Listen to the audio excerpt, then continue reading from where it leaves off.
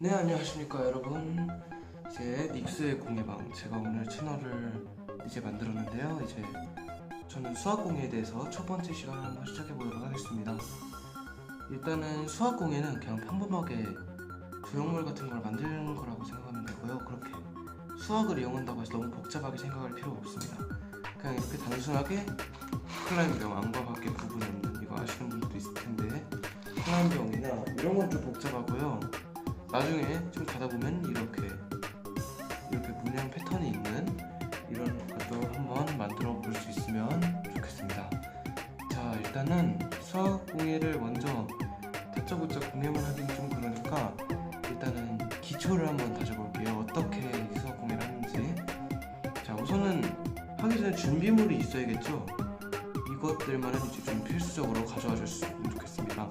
컴퍼스는 제가 그냥 주로 삼각형을 이용할 때는 하는데요. 컴퍼스는 그렇게 굳이 찾으는 필요 없고요.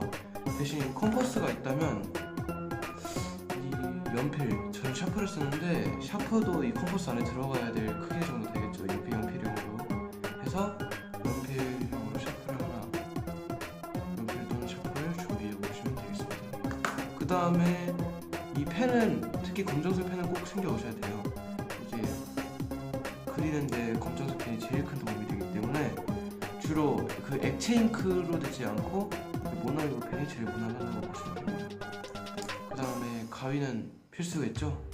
가위는 뭐 자를 때나 이럴 때 용이하고, 박스 테이프도 필요합니다. 왜 굳이 스카치 테이프를 안 쓰고 박스 테이프를 쓰냐? 제가 이제 해야 될 방식은 주로 전개도를 그려서 그것들을 조립을 해가지고 한 번에 접어서 테이프를 붙이는 방식인데, 테이프를 붙이는 거, 그렇게 면기술 붙이는 것까지 스카치 테이프를 이용해도 좋아요. 근데 이게 약간 그냥 편하신 분들은 스카치 테이프 갖고 오시면 되는데, 지금 제가 주로 쓰는 용지가 이렇게 스케치북 용지예요. 이렇게 스케치북 용지인데 이 용지가 약간 좀 만져보시면 꺼끌꺼끌할 거예요. 뭔가 좀 이걸 불쾌하시는 분들도 있고, 실제 조형물 같은 경우에는 되게 빳빳하고 깨끗하기 때문에 이렇게 전개도를 다 그린 후에 이 전개도로 이 테이프를 이렇게 몇 번을 붙여가지고 코팅을 할 겁니다. 이건 좀 복잡하니까 나중에 설명드리고, 준비하셔야 될 게 또 이면지, 갓 쓰신 종이. 지금 뭐 이거는 그냥 제가 평범하게 쓰는 갓 쓴 이면지인데, 이 이면지를 준비해 주시는 이유가 항상 전개도를 이렇게 조립하다 보면 빈 공간이 남잖아요. 물론 이거는 빈 공간이 필요한 거지만, 빈 공간이 필요 없는 경우에는 저렇게 저 종이 이면지를 A4를 찢어가지고 구겨서 그 빈 공간을 메우시면 훨씬 더 단단하고 안전하게 보존을 할 수가 있어요. 확실히 이게 종이에 속하다 보니까 이제 좀 부서지기 쉽겠죠? 쉽게 눌렀는데, 근데 제가 만든 작품 이런 경우에는 이렇게 눌러도 잘 쉽게 이렇게 찌그러지지 않습니다. 이런 경향을 위해서 좀 안전을 확보하시는 분들은 이렇게 이면지를 따로도 준비해 오시면 되겠습니다. 자, 그러면 한번 오늘 어떻게 일단 틀을 잡는지 알아보겠습니다. 일단은 기초적으로 이렇게 선을 긋는 건 아시죠?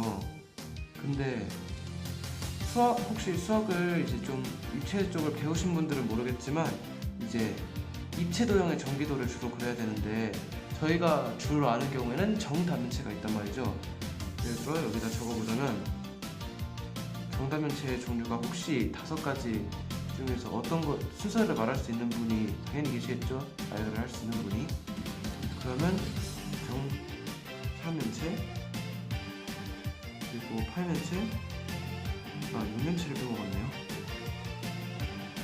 6면체, 12면체, 20면체,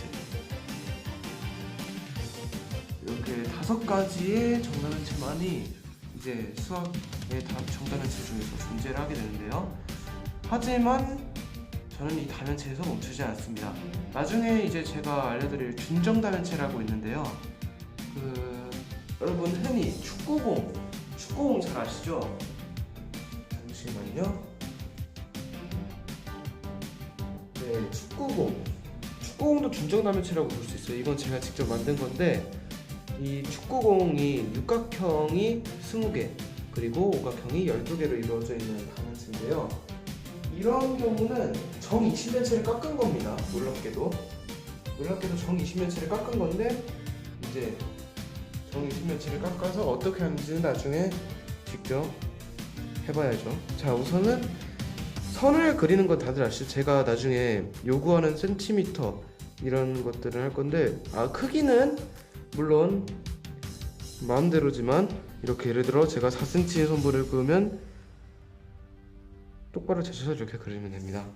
저는 항상 보통 평범한 크기의 수준을 추구해서 4cm가 제 원래 기준으로 제일 많이 쓰는 변의 길이입니다.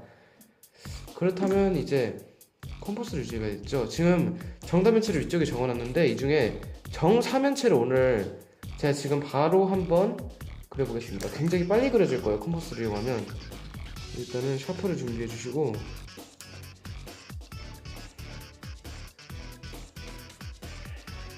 저는 정사면체 전개도를 원단 3개로 그려보겠습니다.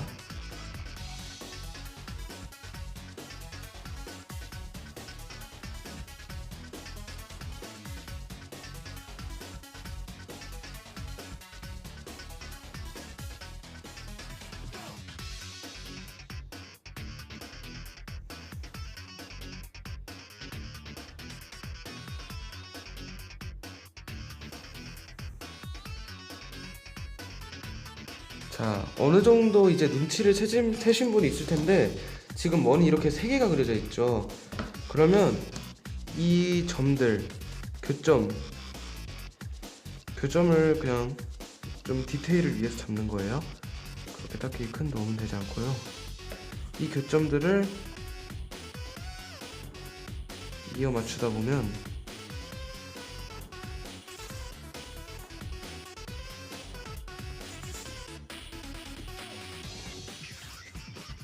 약간 좀 제가 급하게 해서 삐뚤어지긴 했습니다만, 정사면체의 전개도 빨리 만드실 수 있습니다. 근데 제가 아까 전에 테이프 코팅을 말해주셨죠? 이렇게 만지면 그냥 꺼끌꺼끌할 거란 말이에요. 일단은 연필을 가져올 때 확실히 지우개를 가져오시면 좋겠네요. 근데 아무튼 이렇게 테이프를 나중에 뜯어가지고 여기다 그냥 바르는 식으로 아예 할 거예요. 자세한 과정은 나중에 알려드리는 거고 지금 생략하겠습니다. 자, 그러면 테이프 코팅을 이렇게 하고 나서 당연히 잘라서 전개도를 접고 그냥 테이프를 붙이면 끝나는 거겠죠. 자, 그러면 그냥 간단하게 이렇게 정사각형을 그리는 거는 좀 그렇잖아요. 이제 좀 약간 한 가지 팁을 알려드리려고 하는데, 제가 자를 오를 가져온 게 모양자죠. 이 모양자는 괜히 그냥 모양 내고 싶어서 가져오는 게 아니라, 이게 90도를 정확히 재야 하기 때문에 그 각도기로 항상 90도를 재는 거는 정확하긴 한데 힘들잖아요. 그래서 저희가 나중에 제일 이렇게 강의를 할 때 제일 많이 그릴 직사각형을 어떻게 정확하게 그리느냐에 따라서 알려드리려고 합니다. 또 오차 발생 시 어떻게 대처해야 되는지도 알려드릴게요. 우선은 4cm인 정사각형을 그려봅시다. 그 전에 선분을 먼저 한번 그려볼게요. 4cm 선분이 지금 있죠. 근데 여기서 이제 어떻게 똑바로 90도인, 그러니까 가상의 선분을 그린다고 생각했을 때 어떻게 이게 90도가 되느냐, 이게 관건인데요. 자, 지금 이 눈금이 14에 맞춰져 있다고 쳐봅시다. 그러면 이 14의 눈금을 정확히 볼펜이 닿는 끝에 맞춰줘요. 절대 이 볼펜을 잊으면 안 됩니다. 그러면 안 그러시면 좀 오차가 생길 수 있기 때문에. 자, 그리고 이 선이 이 볼펜 안에 정확히 들어야 되는지 봐야 돼요. 그래서 쭉, 그러면 이제 18cm까지 4cm가 돼서 이걸 한번 각도기로 재어볼게요.